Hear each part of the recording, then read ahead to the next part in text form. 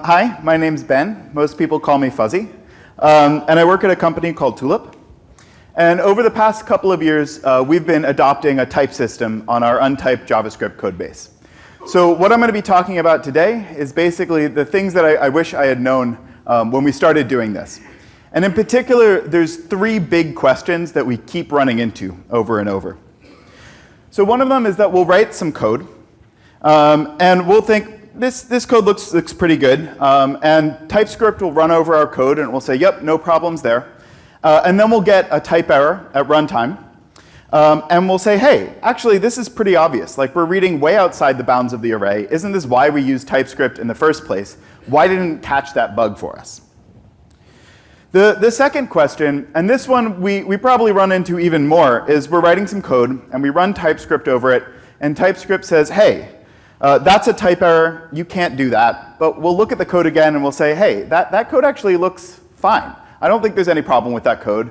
We run the code, we test the code, never throws a type error, the code is totally fine, but TypeScript is still saying that there's a type error. So what's up with that? And the last thing is that sometimes we're digging really deep into the documentation, and we're like, man, this is pretty confusing. It feels like there's a lot of sort of like incidental complexity, or things that would be much simpler in Java or Go or some other language we've worked with. Why is this type system so complicated? So to answer those questions, we're going to look at a bunch of different programming languages today. We're going to look a lot at JavaScript for a couple reasons. One is that hopefully most of you have seen some JavaScript and can follow along with the code.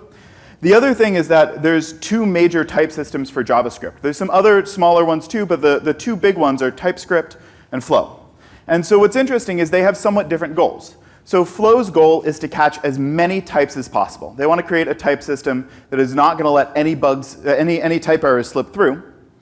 Whereas as TypeScript has a little bit, it's a little bit more flexible, right? Their goal is to make you more productive. And that means catching bugs earlier, right? It's much more productive to catch a bug during compilation phase than once it's out in the wild. But they're willing to make trade-offs and catch fewer bugs in exchange for other desirable properties, like having the type system be easy to learn and producing great error messages. So we're going to look at a bunch at JavaScript and compare these two type systems. We're also going to look at some other languages. So we're going to take a look at MyPy, which is a type system for Python, and Sorbet, which is a very new type system for Ruby. And these four type systems over here are called gradual type systems. And all that means is that they're designed to be added gradually to an existing code base. So they're designed so you can have an existing code base of untyped JavaScript or untyped Ruby, and you can add this type system on incrementally, which also means that they're being added onto an existing language that used to not have a type system. And then to contrast with those, we're going to look at some statically typed languages too, languages that had a type system from day one, like Go and Rust and Java. So before we get started, we're going to be looking at a lot of code today. This is the smallest text I'm going to use for code. So if you're having trouble reading this, there are a bunch of seats open in the front, so come move on a little closer. Or if you go to bit.ly/sl-types, if that's easier, you can follow along on your phone or your computer. OK, so before we dive into looking at code, let's talk about a couple terms that are going to come up a whole bunch today. So when we think about a gradual type system, there's a couple goals that we have. The first is that they want to stop you from writing code that will raise type errors. This is why most people adopt a type system in the first place, is to try and catch errors. And so this property is called soundness. So if we built a completely sound type system, then there would never be any runtime type errors. Our type checker would catch every single possible type error. The flip side of that goal is that we want our type system to not stop us from writing code that isn't going to raise a type error. We want it to only yell at us about type errors when there is a legitimate type error. And that property is called completeness. So if we build a fully complete type system, then it will never throw a type, it will never point out a type error that isn't a real legitimate type error. And then the third thing that gradual type systems want to do, and these first two properties, we want that from any type system we use. But this last one is what's particularly interesting about gradual type systems, which is that you have this existing body of code, or even if you're starting from scratch with a brand new code base, you have existing libraries and idioms and language features that weren't designed with this type system in mind. And you need to work well with those existing language features.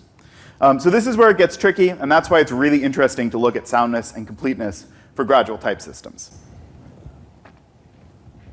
So just to make sure we're all on the same page about what soundness and completeness are, we're going to look at two really simple examples. So TypeScript has a feature called any, and you can basically say, we're going to type this as any, and it's basically a way of telling TypeScript, hey, be unsound here. I don't want you to catch my errors, I just want you to let this through. And so it's going to let us add a string to an object, and that's going to throw an error, have weird behavior at runtime. And so this is an example of a program where TypeScript is unsound, because it's not going to find a type error at compile time, but there will be a type error at runtime. And then on the flip side, here's an example of where TypeScript can be incomplete. So here we have a function that takes either a number or a string. And we do an assertion to make sure that it's really a number before we use it as a number. And so this is OK. This is never going to throw a type error at runtime. By the time we get to this line here, we're really sure that A is a number. But if we try to run TypeScript over this, TypeScript will error on this line, and it will say, hey, A could be either a number or a string, just because it doesn't understand what assert means and what we're using assert to do.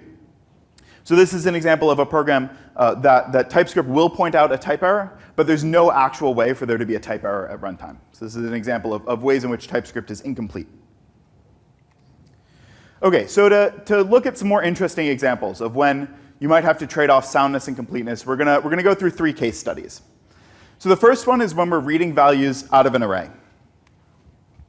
So here's a pretty simple program, and we have this function that prints the second element of an array.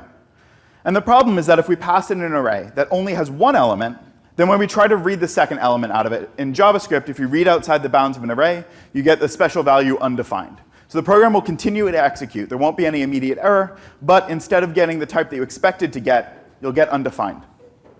And then when we try to pass that into something that wants specifically a number, we'll get a runtime type error.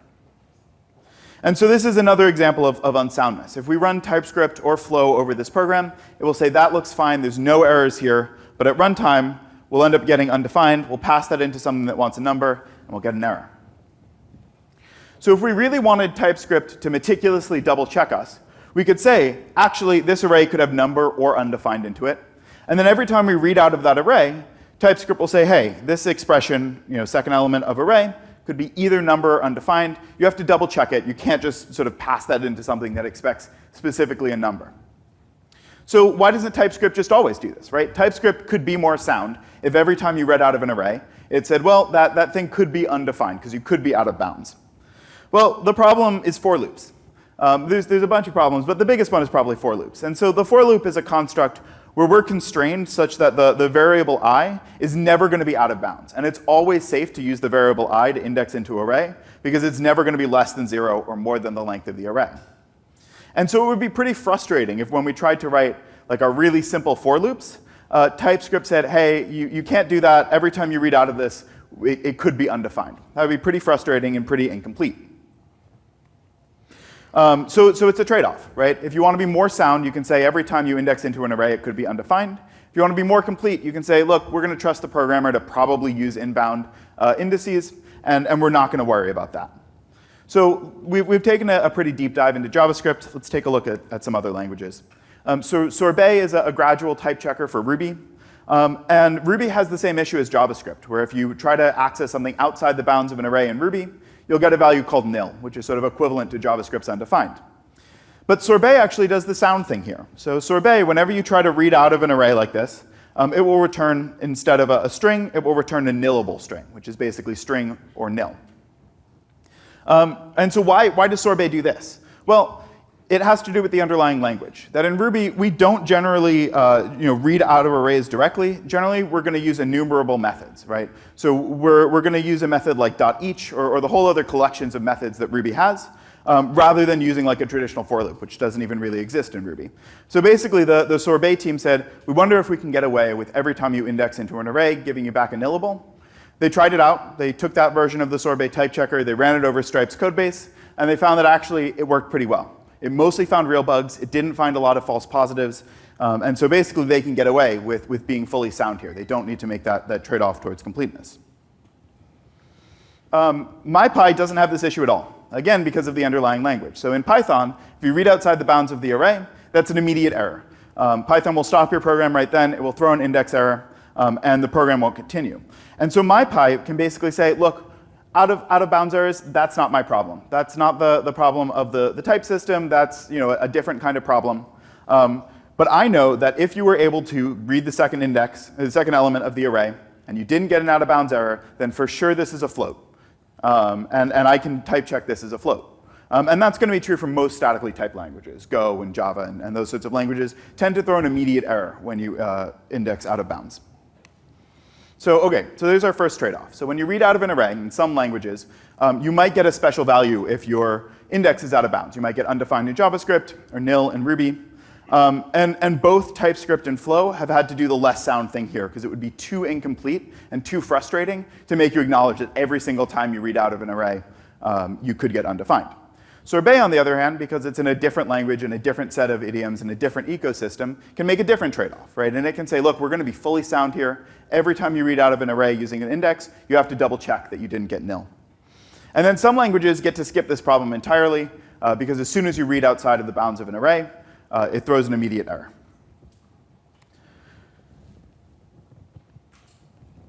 So that's it for our first case study. The next thing we're going to look at is refinement invalidation. So before we can talk about what refinement invalidation is, we need to talk about what refinement is. So type refinement is a feature of most gradual type systems where they basically will understand the flow control in your program.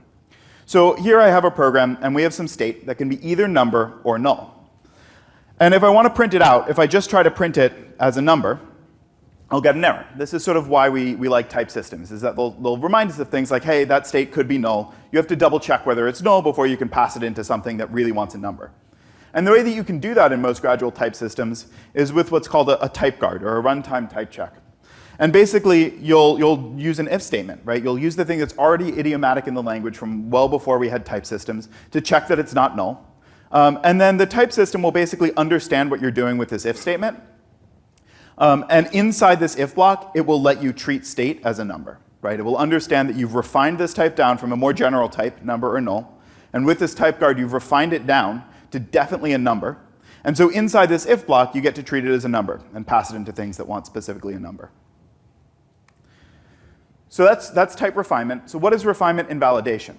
Well, the problem is sometimes our values are mutable. So let's say we have a function to refresh our state. Let's say it's fetching it from some remote server, could fail, might go back to being null. So once we've refined this down from being null or number to definitely a number by running this type guard, if we refresh the state, it could go back to being null. In this case, half of the time, that state's going to go back to being null. And so here's another example of unsoundness, that TypeScript is going to look at this program, and it's going to say, that's totally fine. You did have number or null, but you refined it down to number, so now you get to use it as number. But at runtime, we could end up with a type error, because that state could get set back to null. So we could fix that by basically extracting the value. We can take this thing that we're trying to refine, and instead of refining down this mutable thing that other stuff could touch, we could pull it out into a constant in the function scope. And that means that nothing else could possibly change current state. And then we refine down current state. It's fine for us to change all sorts of other values. We can keep current state as a double, and this is sound. So this is one big difference between TypeScript and Flow. In the previous example, we saw a way in which TypeScript and Flow are both unsound. But here's where they kind of start diverging. So in Flow has this concept of refinement invalidation. So when you refine your type down from null or number to just number, if you call any external function that could possibly touch that data, Flow will drop your refinement. It will invalidate your refinement. And basically on this line here, state is definitely a number. And then Flow, once you call this external function, it will lose your refinement. And at this point here in the program, the type is back to being null or number, and you can't pass it into print double. So Flow basically forces you to use this pattern of pulling it out into a local variable, refining that down, and basically saving it somewhere where external functions can't change it. So why did TypeScript choose not to do this? They've thought about it. They understand that this is a problem, and they've sort of explicitly chosen to not implement this feature. And it's basically because of optimism. They looked at the corpus of JavaScript code, and they said, look, having these mutable variables floating around that we change all the time is kind of considered an anti-pattern. It's not that common in practice.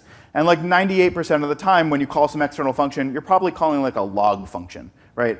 You're probably not going to change this mutable thing that you refined down. So we're going to be a little optimistic here. We're not going to bother you about it. We're going to be more complete, but less sound. The other interesting thing and the other constraint is that it can actually be pretty tricky to produce good error messages about refinement invalidation, because the line of code where you lost your refinement, where you called into that external function, could be very far away from the line of code, maybe at the bottom of that if statement, where you're actually trying to use the refinement. And that's another goal of TypeScript, is to produce really great error messages whenever it tells you about a type error.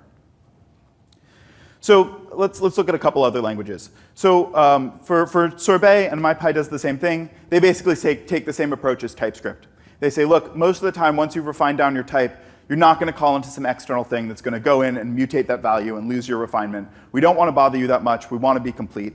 And so they don't implement refinement invalidation. Statically typed languages have this cool superpower that gradually typed languages don't, which is that they can actually bake things into the language, right? This was sort of a consideration from day one when they were building Go, for example. And so Go has its own syntax for this, where you can have something in Go, interface just means any kind of type. We don't know what it is. And you can refine that down into like an int or a float.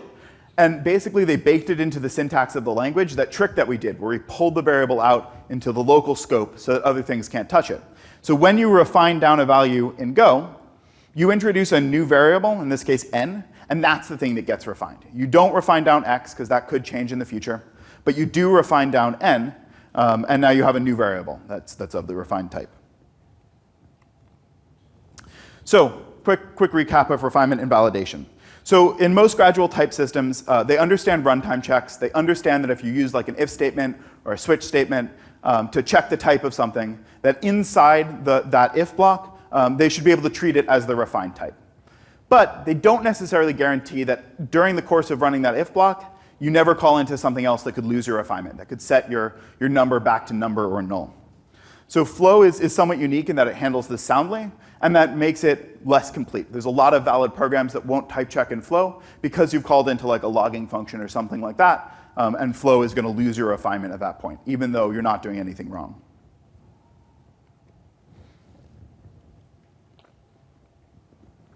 OK. We're going to look at one more case study. We're going to spend a little bit more time on this one, because this one is both a little bit more confusing, but also, I think, more interesting. And this is a concept called variance. So before we can talk about what variance is, let's talk about a pretty simple program here. So I have a basic type hierarchy. I have shapes, and I have two subtypes of shapes, a square and a circle. And I have two functions that on their own look totally fine. I have a function that can get me the area of a square, right? And I have a function that can take an array of shapes, and it can add a shape to it. In this case, it's choosing to add a circle. And that's OK, because it's an array of shapes, so it can hold circles and squares and triangles and any kind of shape. So it's totally fine to put a circle onto it. But where things get a little weird is when we start combining them. So if we have this array of squares, right, we can call add a shape and pass in our array of squares. And at least in TypeScript, TypeScript is going to let us do this. It's going to look at square, and it's going to say, hey, that's a subtype of shape. And so just like we should be able to pass in a square when something wants a shape, we should also be able to pass in an array of squares when something wants an array of shape. But at runtime, what's going to happen is we're going to take this array of squares, we're going to pass it into add a shape, and add a shape is going to add a circle to it. And so now we have something that the type checker thinks is an array of squares that actually has circles in it. And when we try to use these values, we could end up passing a circle to something that wants a square, and that's unsound, right? So here's another example of unsoundness. That TypeScript's going to look at this program. It's going to say that's totally fine. And then at runtime, we'll get a type error. Flow does catch this. So if you run this through Flow, Flow will throw an error right here, and it will say, hey, you can't pass an array of squares into something that wants an array of shapes. We just don't let you do that. If something wants an array of shapes, you need to pass specifically an array of shapes. So what is variance? So this example we've seen is where we can run into trouble with variance. So variance is about subtyping. And subtyping just says that a type T is a subtype of U. If anything that expects a U could use a T instead. You can say that T is substitutable for U. And so in this example, a square is substitutable for shape. And anything that wants a shape, we can give it a square instead. So variance is about how the subtyping relationship of higher order things, like an array, right? Generics like an array, or a map from string to squares, or a function that returns a square, or a function that takes a triangle. Any of these higher order types that have other types inside them, how their subtyping relationships relate to the subtyping relationships of the thing that they're holding. So there's 4 ways that we can handle variance. The first one is called covariance. And this is what makes intuitive sense to most people. is that a square is a subtype of shape, then an array of squares should be a subtype of an array of shapes. And if a function wants an array of shapes, you can give it an array of squares. We could also do it the opposite way, and this is called contravariance. So if square is a subtype of shape, we can say that an array of shapes is a subtype of an array of squares. Now that seems kind of confusing, and it definitely doesn't make sense for arrays, but we'll see some cases in just a sec where you would want contravariance, where you would want to swap the order of the subtyping supertyping relationship. We can also say, this is pretty complicated. Sometimes we want covariance, sometimes we want contravariance. We're not sure how to do this perfectly, so we're going to go for the simplest possible thing and do invariance. So this is why Flow is throwing that error and saying, hey, you can't pass an array of squares to something that wants an array of shapes, is because Flow treats arrays invariantly, and so if something wants an array of shapes, you have to pass very specifically an array of shapes. And then lastly, you can do bivariance. And this basically says, look, sometimes we want covariance, sometimes we want contravariance. We don't want to bother you too much if we picked the wrong one, so we're going to let you do either one. You can treat it as either a supertype or a subtype, as long as they're related somehow.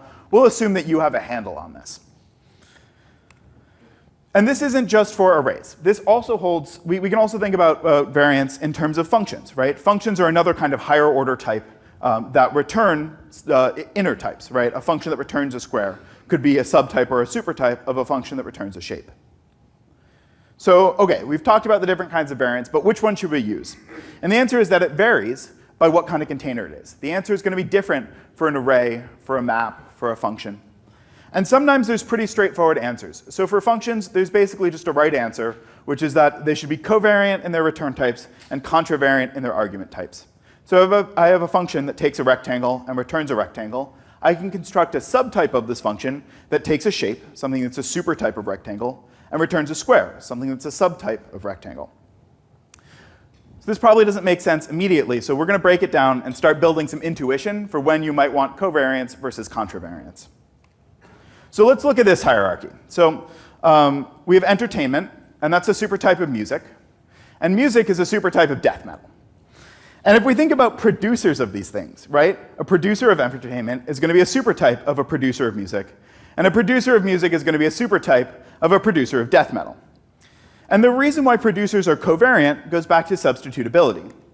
So if we need some music, we can use something that produces a subtype of music, right? We can use something that produces death metal. This guy looks like he can definitely produce some music for us.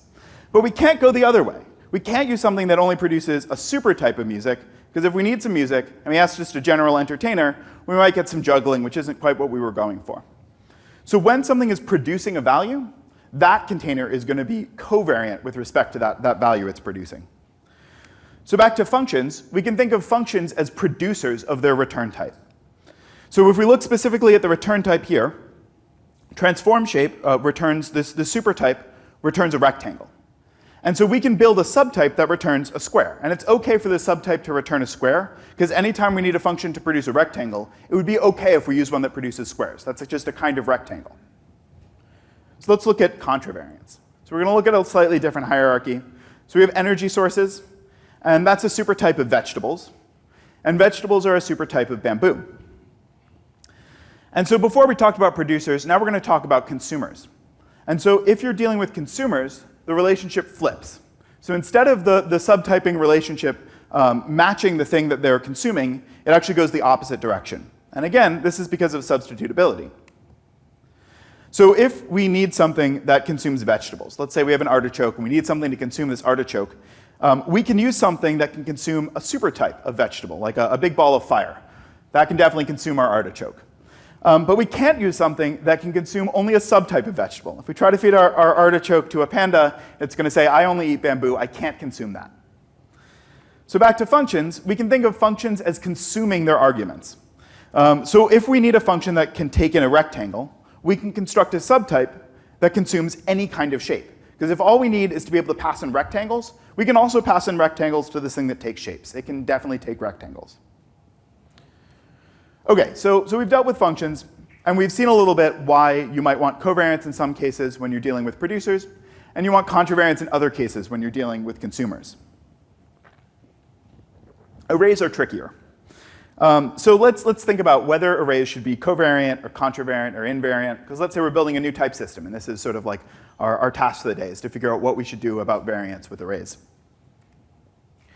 So let's think about covariance, right? And this is what makes intuitive sense to most people. This is what TypeScript does, is that if A is a subtype of B, then an array of A is a subtype of an array of B. But we've seen that we can run into trouble there, right? That if we let you pass in an array of squares into something that expects an array of shapes, and then we use that array of shapes as a consumer of shapes, right? We're asking it to consume or take in shapes. We end up in trouble, because we're going to end up with a circle in our array of squares. And so we've asked ourselves this substitutability problem, right? Can we do anything with an array of squares that we could do with an array of shapes? And the problem is that you can add a circle to an array of shapes, but you can't add a circle to an array of squares. So there's certain things that you can do with an array of shapes that you can't do with an array of squares. So it's not sound to be covariant. So let's look at contravariance. Maybe that'll work better. So this has an even simpler example of why contravariance isn't going to work for arrays in most cases, is that if we're trying to use the array as a producer, right, we're trying to read a square out of our array of squares, it's not okay for us to pass in a supertype array, right? It's not okay for us to pass in a general array of shapes if we want specifically an array of squares, because when we ask that array of shapes to produce a square for us, it might produce a circle. And so again, we've asked this substitutability question. We've said, hey, can we do anything with an array of shapes that we could do with an array of squares? And the answer is no, because if we get an element out of an array of squares, it's for sure a square. If we get an element out of an array of shapes, it could be something else. It could be a circle or a triangle or an octagon. Okay, so contravariance isn't sound either.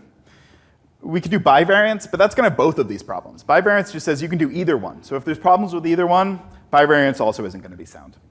So what we're left with is invariance. And if you want to be totally sound about how you treat arrays, you have to treat them invariantly. If something wants an array of shapes, you can only pass an array of shapes. Okay, so why are arrays covariant in TypeScript? The TypeScript team definitely knows this, and they've made an explicit choice to handle arrays covariantly.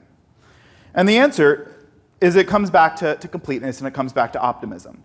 That most of the time when we write a function that takes in an array, we're usually just using it as a producer. We're usually just going to read out of that array. Generally, we're not going to write back to that or mutate that argument. And so it would be pretty frustrating if we write a nice simple function that gets the name of the first element of an array. And in this case, it's totally sound and totally valid for us to pass in a subtype, right, to pass in the array of squares. And it would be pretty frustrating if TypeScript said, hey, you can't do that. So Flow does enforce this rule. Flow says arrays are invariant, that's the sound thing, and our goal is to catch as many bugs as possible. We're not willing to let bugs slip through just because it's a little more frustrating to have to deal with invariance.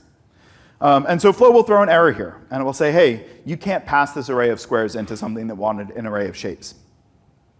But it does give us this escape hatch. We can use a read-only array. And so we can basically narrow down what we're going to do with this array. And instead of getting a normal mutable array that you can read from or write to, you can use it as a consumer or a producer, we're going to say, actually, we just want a read-only array. We're only going to use this as a producer of shapes. We're never going to mutate it. And in this case, Flow does the sound thing as well and lets you use this covariantly, because you can only use this as a producer. And so we've asked this substitutability question again. And we've said, can we do anything with a read-only array of squares that we could do with a read-only array of shapes? And the answer is yes. We can just read stuff out of it, and we can read shapes out of a read-only array of squares. So back to that question of why did TypeScript choose to make arrays covariant? Well, it's more complete, but less sound, right? And this is one of those trade-offs where in maybe 95% of cases, you're not changing your array. It's OK to treat it covariantly. And it would be a lot less complete if we made you treat it invariantly. So let's look at some other languages. And what's interesting about variance is that this is going to come up in any language that has generics and like a subtyping relationship, which is most languages. So if we look at Python, MyPy uses invariance for lists. So MyPy does the sound thing here, and it says, if you want a list of A, you cannot pass in a list of some subtype of A. But it's taking advantage of the fact that Python has this first-class concept of sequences, right? So unlike in Flow, where it had to introduce this brand new concept to JavaScript of a read-only array, in Python, we have basically a read-only array. It's called a sequence. And so MyPy says, hey, if you just mark all the things that you're going to use read-only as sequences, we won't bother you about covariance, because we'll let you use these covariantly, because they're read-only. They're only producers of shapes or whatever. Java, on the other hand, is unsound here. Java does the same thing as TypeScript. So if I have a function in Java that takes an array of shapes, I'm allowed to pass in an array of squares. And this is interesting because some statically typed languages will really have a sound type system. And some won't. You can have unsoundness in something like Java as well. And so Java has to deal with this by basically inserting a runtime check every time you write into an array to make sure that you're writing something that's OK for the runtime type of that array. That it basically knows, hey, our type checker actually misses this class of bugs. It misses that you could pass this square array in for a shape array and try to write a circle to it. So we'll just double check that at runtime, and we'll give you a runtime type error instead of a compile time type error. Go has a different language philosophy. Go's goal is to keep it as simple as possible. And so they go with invariance. So in Go, if I want an array of shapes, I have to pass in an array of shapes. It's not going to let me pass in an array of squares. And then lastly, Rust is a pretty interesting example, because in Rust, mutability is a first-class concept. Right? That's like very fundamental to the language of whether your references are mutable or not. And so in Rust, if I take a non-mutable argument, then I can't write to it. So I can't take a mutable shape and write a circle to it. Can't use it as a consumer of circles, because I've taken it as read-only. On the other hand, if I take it as mutable, that works fine, and I can take my mutable shape and I can write a circle to it. I can ask it to consume a circle for me.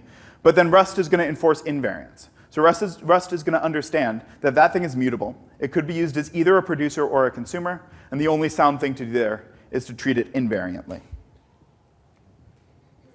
OK, so to quick recap on variance. So variance is about how the subtyping relationship of our higher order types, our arrays of shapes that contain shapes inside them, relates to their contents. So TypeScript generally uses covariance. And this makes intuitive sense to most people, that you can pass in an array of triangles to something that wants an array of shapes. But it's unsound if that function is going to ask the argument to consume a new shape. So when you mutate your arguments, if you're not using it as read-only, that's going to be unsound. And this is something where languages are sort of all across the board. So Sorbet and Java, they do the same thing that TypeScript does. And they say, look, we want our type system to make intuitive sense. We don't want to be incomplete. We're going to assume that you're mostly treating things as read-only and let you pass them covariantly. Some languages, like Go, say we need to be sound. We also don't want to add complexity and the overhead of making you learn about variance and think about variance all the time. So we're just going to go with invariant, and it's going to be a little frustrating sometimes, but at least it's easy to give you great error messages, and it's definitely sound. And then some languages will use underlying language constructs like mutability, right? They'll take advantage of the fact that the language understands what's mutable, what's not, and they can track that through to understand whether it's sound to pass something covariantly or invariantly. OK. So we've taken a look at some case studies. To wrap up, let's go back to those 3 questions I posed at the very beginning of the talk. So the first one is sometimes we're writing some code, and it has a pretty obvious type error, but our type checker doesn't catch it. We run TypeScript, and TypeScript says, that code's great, you're not going to get any type errors. And then at runtime, you get a type error. And the answer is that what we're looking for there is more soundness, but that's not the only goal of a type system. That a lot of type systems also want to be complete. They want to be fast. They want to give you great error messages. They want to be easy to learn. And sometimes they're willing to sacrifice a little bit of soundness to let bugs like that slip through the cracks in order to achieve those other goals. So the next question was, sometimes we write some code, and we're really sure that this code works. We've tested it. We're sure that this is valid code. But our type checker is saying, hey, you can't do that. That's a type error. And what we're looking for there is more completeness. We're looking for a type system to not point out things that aren't actually problems. But again, that's not the primary goal of a lot of type systems. And sometimes a type system might say, look, we need to be a little bit less complete here. We need to have a few more false positives. We need to yell at you a couple of times when it's not totally valid for us to do that in order for us to create a type system that's more sound and will catch a different class of bugs. And then the last thing is sometimes we're digging into our docs or learning about a type system, and we're like, man, this seems pretty complex. It seems like there's a lot of incidental complexity. It seems like this is much more complicated than the comparable thing in something like Go or Java or Rust. And the answer is that we don't have that superpower that languages that had a type system from day one have, of being able to design the language around the type system in addition to the other way around, of being able to introduce new language concepts or new constructs or new syntax in order to sort of ease some of these pains. And we need to work with this existing body of code that uses runtime if statements to filter down the types. We want to understand those kinds of idioms, and we might need to make some more concessions there. So when you're designing a type system, and in particular a gradual type system, where you have that last constraint, you're constrained by the existing language and the existing idioms, sometimes you have to make these trade-offs. You have to pick to be more sound or more complete. And there's not usually a clear right answer. It's going to depend on what your goals are, right? So for Flow, the goal is catch as many bugs as possible. And there's almost no cases where Flow is going to choose to be unsound. On the other hand, TypeScript is a little bit more flexible there. There's places where they're willing to be unsound in exchange for more completeness or running faster or generating better error messages. And so what I really wish that I had understood better a couple years ago when I started diving into this is that those philosophies and the core goals of those projects matter. And that you need to understand, like if you're picking a type system, how is the team behind that type system going to address these problems? They're going to run into these trade-offs. And what are their sort of principles? How are they going to pick between soundness and completeness? And does that match up with what you want? Do you want to catch as many bugs as possible because you're writing code for like a spaceship and you absolutely cannot have any bugs at all, and you're willing to put up with whatever in order to get that level of guarantee? Or are you really just looking to be more productive, right? To help catch some errors sooner, but you're willing to trade off that soundness for things like completeness or speed or ease of learning? So that's the end. Thank you all so much. I don't think I have time for questions, but I'll hang out up here or outside the ballroom, or come grab me anytime this weekend, and I would love to chat. Thank you so much.